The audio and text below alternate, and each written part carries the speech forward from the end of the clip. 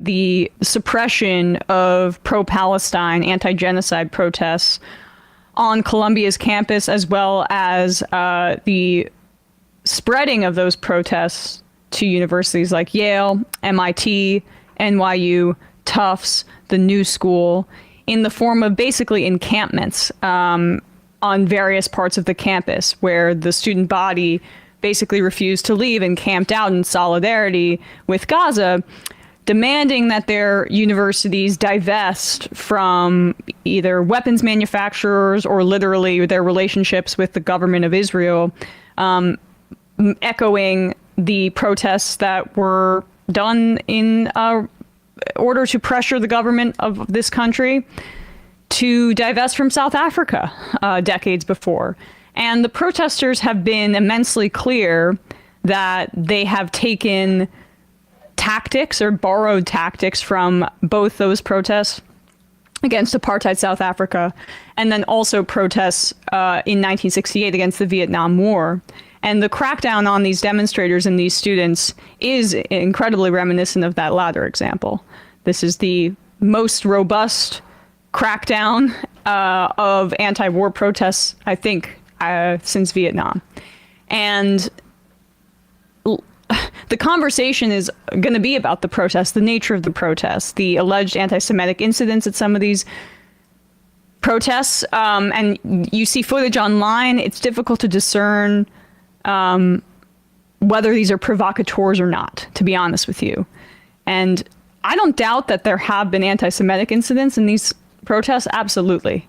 But that is the only focus of the media. Literally it. The nature of what they're talking about. And they are marginal. Yes. The nature, and by the way, many Jewish students are included in these protests, and they are screaming from the top of their lungs that this is not an anti-Semitic and they're being called demonstration, terrorists. And they're being called terrorists. By John Fetterman in Israel. Yeah, literally the government of Israel is calling, and it's tweeted out, a statement calling students at Columbia University, students at one of the elite universities of the country, that is the reason that they're able to do anything, that this project even exists. The arrogance of Israel is absolutely astounding, but also warranted. Because, as I mentioned, the package for billions of dollars in aid, military aid to Israel, passed the House after months of delay. And there were, I have this written down here, I guess, 37 Democrats who voted against it and 21 Republicans who voted no. So that's incredibly overwhelming. And I want to honor what these student protests actually say, which is that, honestly, we shouldn't even be the focus. It should be what we're hearing. It should be that reports are coming out of hundreds of bodies being found in mass graves in Khan Yunis and in other areas of Gaza, backing up what we've been saying on this program for months now, which is that the death toll that's just hovering around 34,000 is a wild undercount because they've killed all the record keepers. So there's no way to know until somebody can get in there and verify, and then it will be too late. And that's what Israel is counting on. They want to kill as many as they can in this time period. And this is how the Biden administration responded. This was their statement about these protests. Yeah, we'll get to that part later, but this was their statement. Nothing really about what they're actually protesting for. While every American has the right to peaceful protest, calls for violence and physical intimidation targeting Jewish students and the Jewish community are blatantly anti-Semitic, unconscionable, and dangerous. They have absolutely no place on any college campus or anywhere in the United States of America. And echoing the rhetoric of terrorist organizations, especially in the wake of the worst massacre committed against the Jewish people since the Holocaust, is despicable. We condemn these statements in the strongest terms. This is the White House Deputy Press Secretary putting out that particular statement. Once again, it makes it seem as though these protests are anti-Semitic in nature, against Jewish people broadly. It furthers, in my opinion, a culture of violence towards Jewish people by continuing to conflate Zionism with Judaism, because as this is not going away. If there are people who are making that link in their mind that Israel just represents Jewish people, I mean, what kind of thought process does that lead to for at least some? It's dangerous what they're doing. I mean, for Jewish people domestically in the United States, let alone, Zionists, of course, what they're furthering in Gaza. I mean, Zionism as a project it cannot be trusted as any sort of moral arbiters on anti-Semitism, because they're using it towards for a settler colonial project right now. Like that's where we're at. And if the Biden administration is really concerned about the safety on campuses, he could look at a little bit at some of the footage coming out of Gaza where every single university has been destroyed, basically, where the major university in Gaza months ago was just demolished, leveled to cheers from the IDF. This is a really cynical, I think, weaponization of one of the longest or the most enduring hateful ideologies, anti-Semitism, to further this, again, racist colonial project. And that's where we're at right now. That's actively right now. I mean, this is from the AP this week. And the first Israeli strike in Rafah killed a man, his wife, and their 3-year-old child, according to nearby Kuwaiti hospital, which received the bodies. It sounds worse than what's happened at Columbia. The woman was pregnant, and the doctor saved the baby, the hospital said. The second strike killed 17 children and 2 women from an extended family. The thing with anti-Semitism at Columbia is already against the rules. If anybody does anti-Semitism, they should face consequences for it. Also, outside of the walls of Columbia, if somebody goes on an anti-Semitic rant that's directed that person, that can be hate speech. These one sign here or there, first of all, you should not take it as as representative of Palestinian protests in general. You could often honestly wonder if it is a agent provocateur trying to make those protesters look bad, because the idea that these people are motivated by hate is one of the most disgusting smears I've had to we've all had to endure from people like Jake Tapper and Josh Marshall of Talking Points Memo.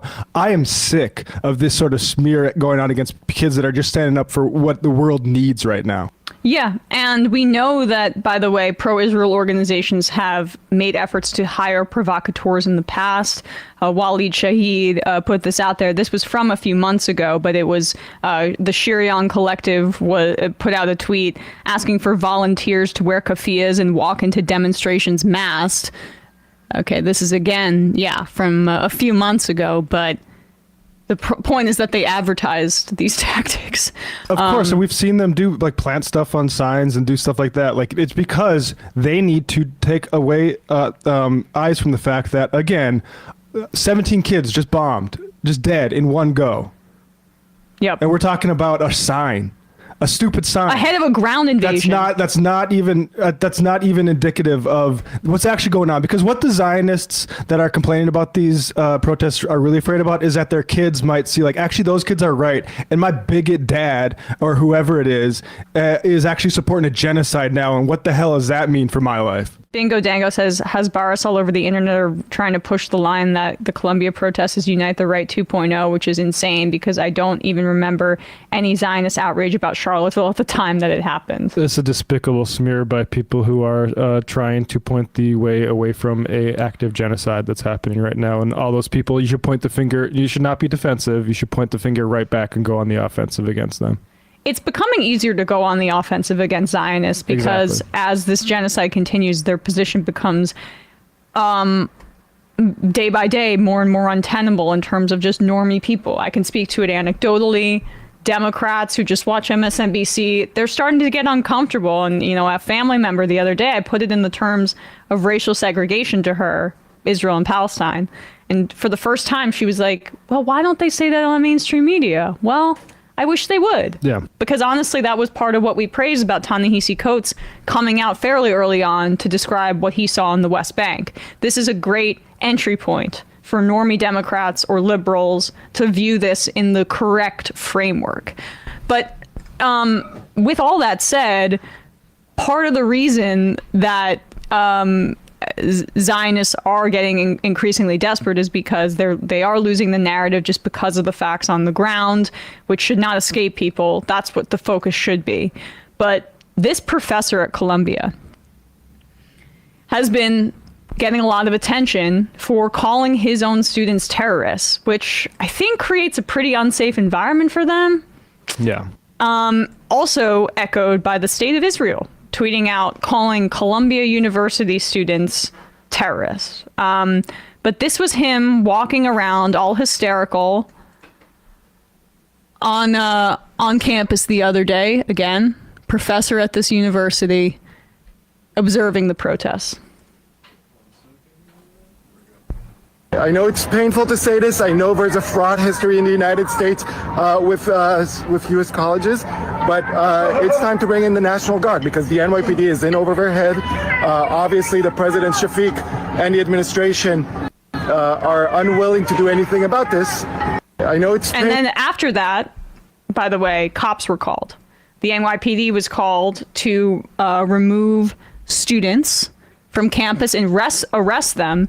Dozens have been suspended at this point from Columbia. Over 100 were arrested for protesting on their campus using the tactics of apartheid, South Africa apartheid protesters from decades before, and even before that, 1968, protests against the Vietnam War, which there are many eerie kind of connections, honestly, to this historical moment as well. And then here he went on I-24, which is an Israeli channel, to I guess continue this narrative, saying yes, the National Guard should be called in on my own students that I'm supposed to be teaching and enriching their lives. That's ostensibly what professors are supposed to do. No, they're both. They're terrorists, and they should be basically removed from campus.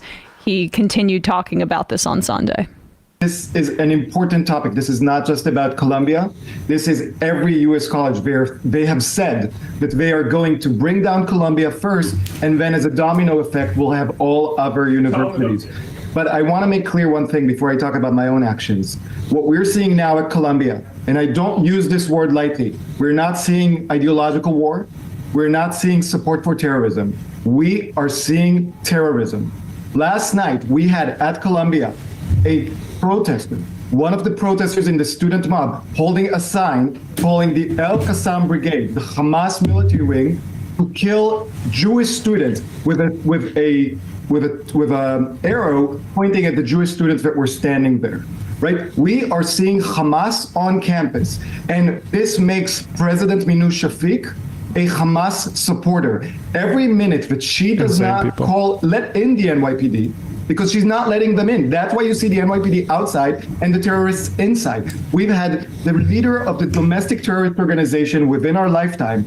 They had a wedding for her yesterday inside. She snuck in. You see the video you're showing right now? There is a suspended student, the one with the bullhorn, that's a suspended. They've been suspended for 2.5 weeks. They're a radical organizer that brought in a PFLP terrorist to campus. They're supposed to be. All right, this is just nonsense. But this is the guy that took a video of some Muslim students praying and called that terrorism. Just to give people a sense of what this really is. This is hate. Hate. Hysterical hate. Hysterical hatred cloaking itself in combating bigotry. I mean, this should be treated with the same disparagement that people when people invoke anti-white racism and when they talk about, I mean, of course, and I want to reiterate this a million times, I'm speaking about the specific instances and these hysterical cries from Zionists like this guy, like this professor. Anti-Semitism is one of the oldest modes of hatred in our world. And combating that also, I think, means attacking this bad faith framing of anti-war, anti-genocide protesters and conflating it with that hatred. So this guy's a total lunatic, and a lot of people were like, why does he still have a job? If this is him and how he, if this is his reaction to his own student body.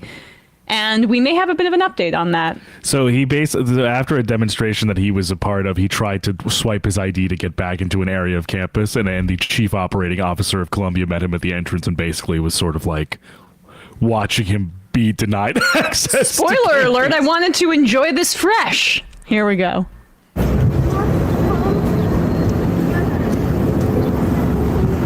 Wait, I can spot him. Hard to discern who's the guy we're referring to here. Oh, whoa, it's the guy with the massive flag draped over him. Is that him? Oh, there's a few people. Never mind. Oh, that's not him. Sorry. There he is. He had people following him. Gotcha.